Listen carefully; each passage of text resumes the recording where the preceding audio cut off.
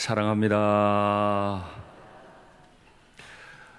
오늘은 추석 명절을 앞두고 있기 때문에 마태복음 강해를 잠깐 멈추고 시편 말씀을 받게 됩니다.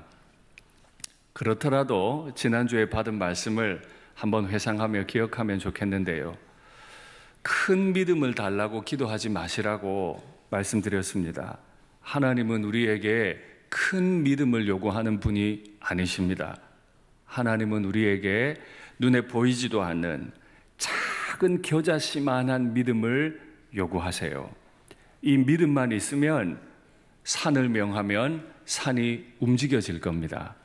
눈에 보이지도 않을 만큼 작은 겨자씨만한 믿음으로 우리가 기도하면 주님이 제자들과 함께 올라가신 저 높은 변화산이 내 옆으로 오게 될 겁니다. 그래서 내 눈에 주님 보이지 않아도 내 앞에, 내 옆에 우리 주님이 계실 거다 말씀드렸는데, 어떻게 지난 한 주 동안 산을 옮기며 생활하셨습니까? 아멘. 하나님은 우리에게 이 믿음을 이미 허락하신 줄 믿습니다. 이 믿음을 마음껏 사용하시면 좋겠어요. 오늘은 추석을 앞두고 모세의 기도의 시편을 묵상하려고 합니다. 이 시편은 늘 제 마음에 눈물을 줍니다. 먼저 하나님의 사람 모세의 기도라는 표제가 붙어 있습니다. 여러분께 묻겠습니다. 모세는 하나님의 사람이었습니까? 그러면 하나님의 사람이 아니었습니까? 성경에는 하나님의 사람 모세라고 기록했는데, 이 말을 모세 입장에서 한번 생각해 볼까요? 그렇게 애굽으로 안 간다 그랬어요. 애굽 방언 다 잊어버렸고 혀는 어눌해져서 왕 앞에 서서 말할 능력이 없다고 안 가겠다고 몇 번을 버텼어요. 그런데 하나님이 결국엔 애굽으로 보내셨죠. 60만 명을 데리고 나왔습니다. 레위인을 제외하고 60만 명을 데리고 나왔어요.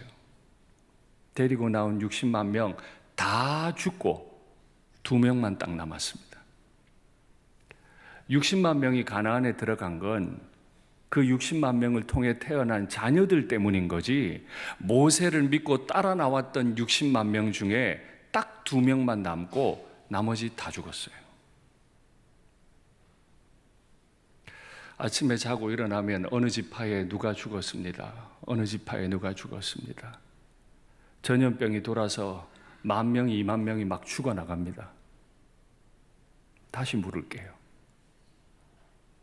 모세는 하나님의 사람 맞습니까? 60만 명 줬는데 딱 2명만 가나안에 들어갔는데, 그래도 모세는 하나님의 사람 진짜 맞습니까? 하나님, 이럴 거면 왜 저를 부르셨습니까? 흔들리지 않았겠습니까?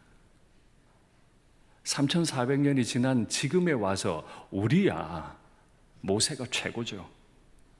그러나 모세도 그랬을까요?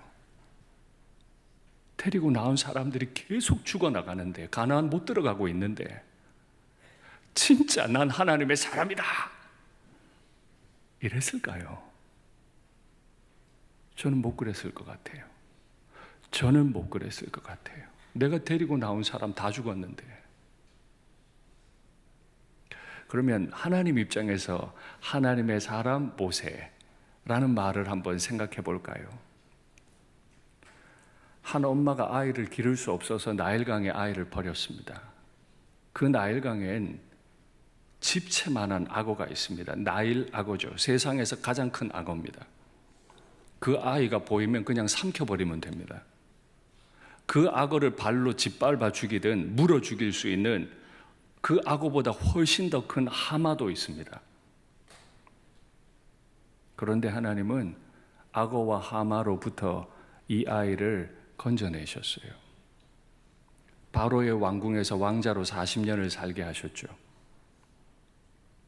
이놈이 못난 짓 하다가 도망갔습니다. 하나님은 그를 데리고 오셨습니다. 40년을 쓰셨어요. 묻겠습니다. 모세는 하나님의 사람입니까? 아닙니까? 저는 이 두 가지 간격 가운데서 많이 긴장합니다. 이게 우리가 살아가야 할 현실입니다. 날 때부터 죽을 때까지 우리를 보호하셨지만 60만 명 데리고 나왔는데 2명 남았습니다. 그리고 나도 가나안 못 들어갔습니다. 이게 우리가 살아가야 할, 우리가 견뎌내야 할, 끊임없이 흔들리지만 견뎌내야 할 우리 부모님들의 인생이었습니다. 여기 계신 분들의 부모님들은 다 일제강점기를 경험하셨겠죠? 제가 장례 때마다 드리는 말씀입니다. 광복을 하자마자 분단이 되고 끔찍한 전쟁이 이 땅에 일어났습니다. 대한민국은 세상에서 가장 가난한 나라가 됐죠. 그 시간들을 다 견디면서 우리 부모님들은 하나님의 사람으로 살아오신 거예요. 사진 하나 확인할까요? 저기가 어디 같으세요? 대한민국 수도 서울. 저게 언제일까요? 1970년대. 청계천. 상상도 할 수 없죠. 지금 청계천에 저렇습니까? 사진 내려주시죠. 노무라 모토유키라고 하는 일본인 목사님이 한국을 너무너무 사랑했어요. 청계천에 와서 그 빈민들을 활빈교회 김진홍 목사님과 함께 끊임없이 그 빈자들을 세워오셨죠. 그리고 사진을 많이 남기셨어요. 1970년대 청계천 사진입니다. 가까이 가서 저 사진을 본다면 얼마나 비참하겠어요. 얼마나 비참하겠어요. 태어나 보니 국권이 없고 태어나 보니 전쟁통이고 결혼해서 애를 낳았는데 저렇게 나라가 가난해.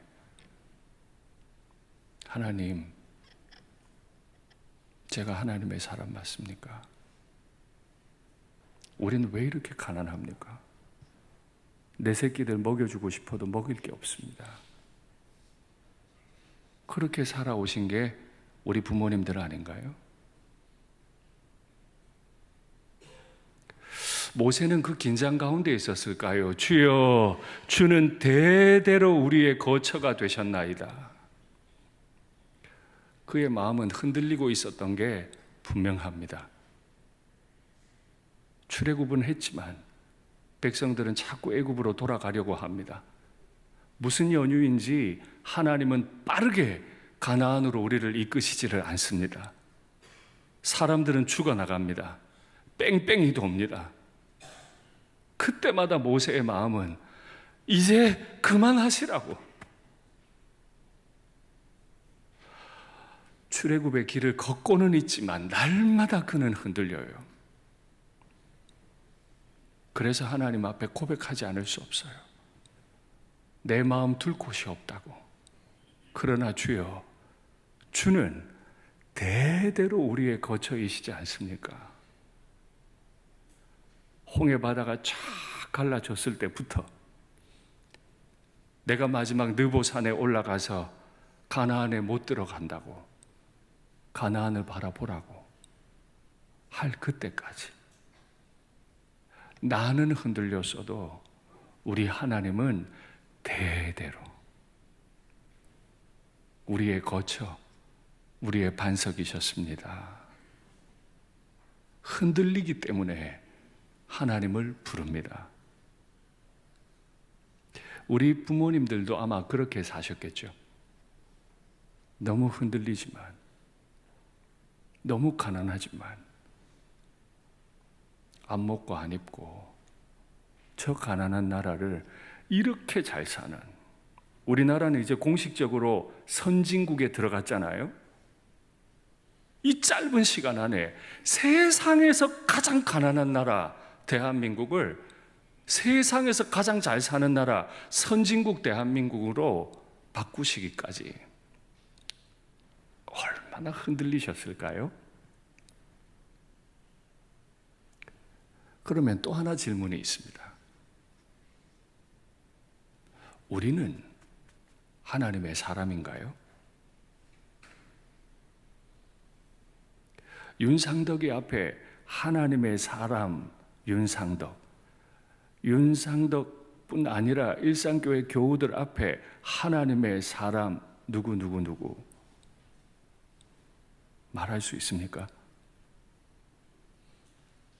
많은 경우 우리의 방향이 잘못되는 경우를 봅니다. 열심히 달려요. 방향이 잘못돼. 열심히 공부해요. 공부하는 방향을 잃어요. 아이들 공부 엄청 시켜요. 방향을 잃어. 좋은데 시집 장가 보내려고 애를 써요. 하나님이 없어.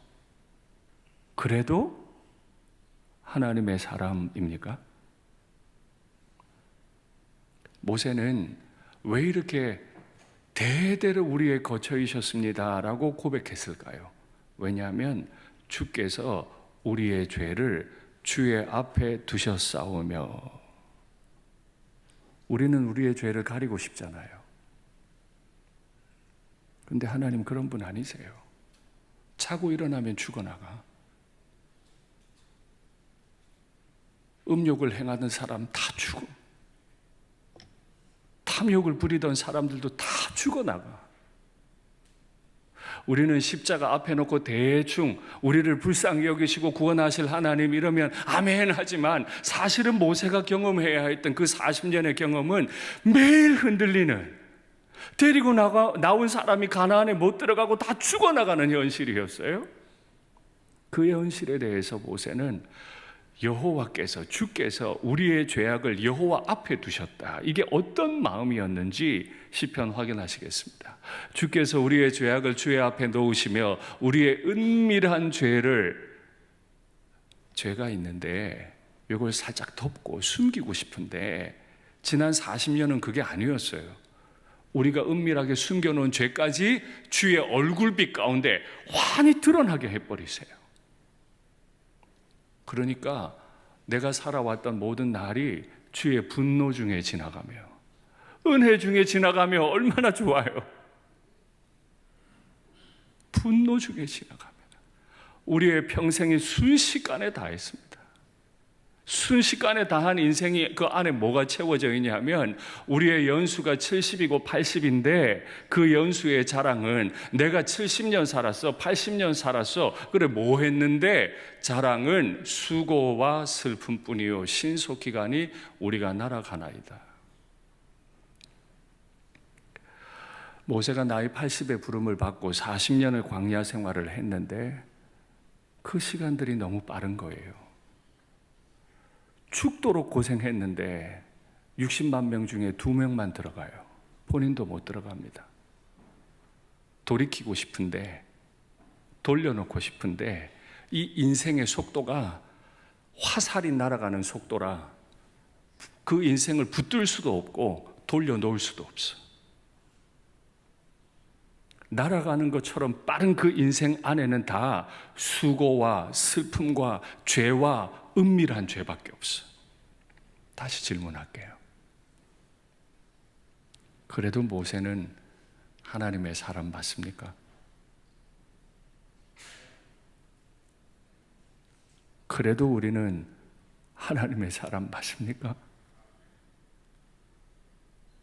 참 어려운 얘기입니다. 이렇게 시간이 빠르게 가니 모세는 하나님 앞에 간구해요. 우리에게 우리날 계수함을 가르치사 지혜로운 마음을 얻게 하소서. 우리에게 우리날 계수함을 가르치사. 우리날 계수함을 배울 수 있다면 그는 하나님일 겁니다.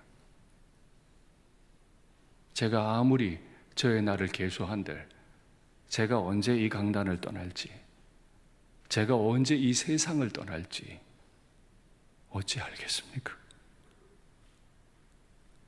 내 부모님이 언제 나를 위한 기도를 더 이상 못하시게 될지 내가 어찌 압니까? 아무리 지혜가 있은들 그걸 알 수 있습니까? 모릅니다. 그러면 우리가 우리의 날 계수한다는 뜻은 무엇입니까? 언제 어떻게 될지 우리는 알 수 없으나 오늘 내게 허락하신 이 하루를 하나님 뜻대로, 하나님 방향대로 사는 거 아닙니까? 태어나 보니 나라의 국권은 없어요. 태어나 보니 전쟁통이에요. 태어나 보니 너무너무 가난해요. 언제 이 땅을 떠날지 모르지만, 언제 이 지긋지긋한 가난을 벗어버릴지 모르지만 오늘 하루 나를 여기에 있게 하시는 그 하나님, 그 하나님 붙드는 게, 그 하나님이 우리에게 허락하신 인생의 방향에 맞게 사는 게 우리의 나를 계수하는 지혜가 아닐까요? 그래서 모세는 하나님 앞에 외칩니다. 여호와여, 돌아오소서. 언제까지니까 주의 백성들을 불쌍히 여기소서. 그렇죠. 지금 모세 기쁘지 않죠, 그죠? 지금 모세 너무 슬퍼요. 안 오겠다 그랬는데 굳이 끌고 가시더니, 그러면 내 앞에서 60만 명 중에 2명 죽고 나머지 다 들어가게 하셔도 모자랄 판에 60만 명 중에 2명 남기고 다 죽이셨는데 내가 하나님의 사람이라니요, 내가 지금 하나님의 길을 걷고 있다니요. 아무리 생각해도 내 백성들 10,000명, 20,000명 죽어나갈 때 하나님 안 계시지, 하나님이 날 떠나셨지. 그게 모세 마음이에요. 돌아오소서, 돌아오소서.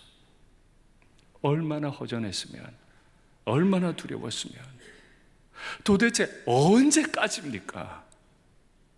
하루 이틀 이야기가 아니에요, 그죠? 언제까지 우리를 이렇게 두시겠습니까? 우리를 좀 불쌍히 여겨주십시오. 이 불쌍히 여겨달라는 말 뒤에 어떤 일들이 있었을까요? 지도자가 되어보면 알죠. 하나하나 죽어나가는 게 다 내 책임 같고 내가 잘못한 것 같다. 가정에 일이 생겨보면 알죠. 내 새끼 잘못되면 다 부모 탓 같고, 불쌍히 여겨달라는 말밖에 할 수 없는 그 부모의 마음을 부모가 되면 알죠. 그러면 모세가 여호와께 돌아오라고 그랬는데 하나님 돌아오실까요? 스가랴 선지자의 말씀 한번 확인하시죠. 다리오 왕 제2년, 구약 성경에는 다리오가 2명이 나옵니다. 느헤미야 때의 다리오가 나오는데 그는 다리오 2세고 이 사람은 다리오 1세입니다. 다리오 1세 왕 제2년 8째 달에 여호와의 말씀이 이도의 손자 베레가의 아들 선지자 스가랴에게 임하는데, 그 말씀이 이르기를 여호와가 너희의 조상들에게 심히 진노했다. 하나님 마냥 흐리멍텅하게 물에 물 탄 듯 우리를 보는 분 아닙니다. 하나님은 윤상덕이에 대해, 우리에 대해 심히 진노하실 수 있는 분이에요. 그러므로 너는 그들에게 말하기를, 내가 지금 화가 단단히 났는데 너는 네 백성들에게 말하기를, 만군의 여호와께서 이처럼 이르시되 너희는 내게로 돌아오라. 우리가 하나님이 우리를 떠난 줄 알았더니 하나님 입장은 그게 아니었어요. 돌아와라. 네가 나 떠난 거야. 만군의 여호와의 말이니라. 그리하면 내가 너희에게로 돌아가리라. 만군의 여호와의 말이니라. 만군의 여호와의 말이니라 2번 반복했습니다. 이건 진짜 하나님 말씀인 거예요. 모세는 언제까지 우리를 떠나 있겠습니까? 돌아오십시오 라고 말하는데 하나님은 아닌데, 너희가 날 떠난 건데, 만군의 여호와의 이름으로 말한다. 만군의 여호와의 이름으로 말한다. 돌아와라. 누가 돌아가야 됩니까? 그리하면 너희에게로 내가 돌아갈 거다. 추석 명절 설교한다고 그래놓고 왜 이렇게 심각한 이야기를 제가 할까요? 이렇게 어려운 시절을 살았던 한 사람이 있어요. 다니엘이죠. 말씀 확인하시죠. 내가 이제 조서를 내리노라. 방금 전에 보셨던 그 다리우스 1세입니다. 그 다리오 1세가 조서를 내렸어요. 내 나라 관할 아래에 있는 사람들은 다 다니엘의 하나님 앞에서 떨며 두려워할지니 그는 살아계시는 하나님이시요 영원히 변하지 않으시리시며 그의 나라는 멸망하지 아니할 것이요 그의 권세는 무궁할 것이며 그는 구원도 하시며 건져내기도 하시며 하늘에서든지 땅에서든지 이적과 기사를 행하시는 이로써 다니엘을 구원해서, 사자굴에 던져진 다니엘을 구원해서 사자의 입에서 벗어나게 하셨음이라 하였더라. 이 다니엘이 다리오 왕의 시대와 바사 사람 고레스 왕의 시대에 형통하였더라. 다리오 왕 2년 때 돌아와라, 내 백성들아 돌아와라 외치시던 하나님이 이 사람 다니엘은 다리오뿐만 아니라 페르시아 왕 고레스 때까지 형통의 길을 걷게 하셨다. 그러네요. 하나님 그 백성 떠나신 적이 없어요. 백성들이 하나님을 떠났어요. 다니엘은 10대 때 바벨론의 왕 느부갓네살에 의해 포로로 끌려갔습니다. 저 사건이 일어난 때는 다니엘의 나이가 80세입니다. 60년, 70년을 한결같이 하나님 붙들고 살았습니다. 머리 하얘졌는데 갑자기 왕이 바뀌더니 하나님께 기도하면 죽인다. 왕이 조서를 내렸어요. 하나님, 돌아오십시오. 왜 이러십니까? 할 수 있잖아요. 그러나 다니엘 그렇게 생각하지 않았어요. 다니엘은 처음부터 그런 마음이 아니었어요. 말씀 확인하시죠. 다니엘은 뜻을 정하여 10대 나이의 다니엘입니다. 왕의 음식과 그가 마시는 포도주로 자기를 더럽히지 아니하리라. 정말 기특하고 예뻐 죽겠어요. 어떻게 10대 나이에 저런 결단을 했을까? 더구나 저 하나님은 어떤 분인데요?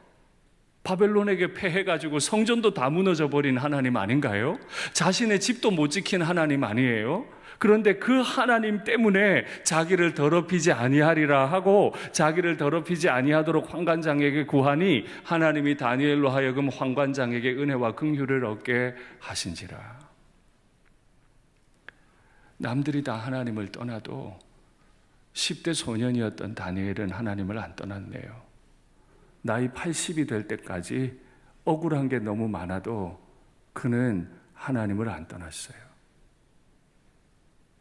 이번 명절 기간에 우리 자녀들에게 다니엘의 축복을 해주시겠습니까? 우리 아이들이 이렇게 하나님 앞에 자신을 세울 수 있도록, 하나님을 떠나버리지 않도록 진심으로 손을 얹어 안수기도 해주시겠습니까? 하나님, 내 새끼가 다니엘 같게 하옵소서. 내 손주들이 다니엘 같게 하옵소서. 총리 대신이 되게 하소서. 이런 뜻이 아니라 평생 동안 하나님 앞을 떠나지 않는, 어떤 어려움이 와도 하나님만 붙드는, 방향이 틀리지 않는 내 아들 내 새끼 되게 하옵소서. 기도해 주시겠습니까? 이걸 진지하게 한번 자녀들에게 부탁해 주시겠습니까? 우리가 남겨줘야 될 유산은 이거 아니에요? 10대 때 그랬던 다니엘이 80까지 가는데요. 말씀 확인하시죠. 다니엘이 이 조서에 왕의 도장이 찍힌 것을 알고도 저라면 사자굴이다 알고도 자기 집에 돌아가서는 윗방에 올라가 예루살렘으로 향한 창문을 열고, 예루살렘이 있습니까? 이미 50년 전에 예루살렘 다 망했어요. 거기 있는 사람들 다 끌려 나왔어요. 성전은 다 불타서 사라졌고요. 화려하게 장식했던 보석들은 다 벗겨졌어요. 돌덩어리만 남아있는 성이에요. 거기를 뭐 하려고? 저 청계천 거기를 뭐 하려고? 바벨론 여기가 더 나은데, 페르시아 여기가 훨씬 나은데, 예루살렘으로 향한 창문을 열고 전에 하던 대로 하루 3번씩 무릎을 꿇고 기도하며 그의 하나님께 감사할 때, 감사할 게 뭐 있어요? 자기 혼자 총리 된 게 감사해요? 남들 다 포로됐지만 나는 총리라 감사합니다, 이렇게 기도했나요? 뭐가 감사할 게 있어서 하루 3번을 감사했나요? 말씀 사진 확인하시죠.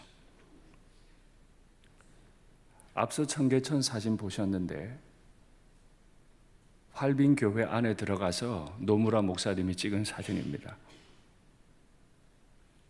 세상 가장 가난한 나라일 때 한 어머니는 아이를 등에 업고는 새벽마다 밤마다 기도했을 겁니다.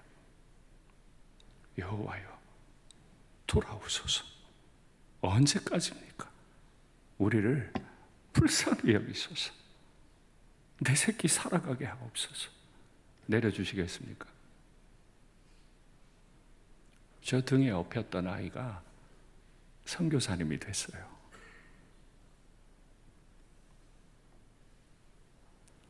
우리 아버지 어머니는 하나님의 사람 맞습니까? 우리는 하나님의 사람 맞습니까? 이번 명절 기간에 부모님들 만나시거든 빨리 돌아올 생각 좀 하지 마시고 오래 머물러 보세요.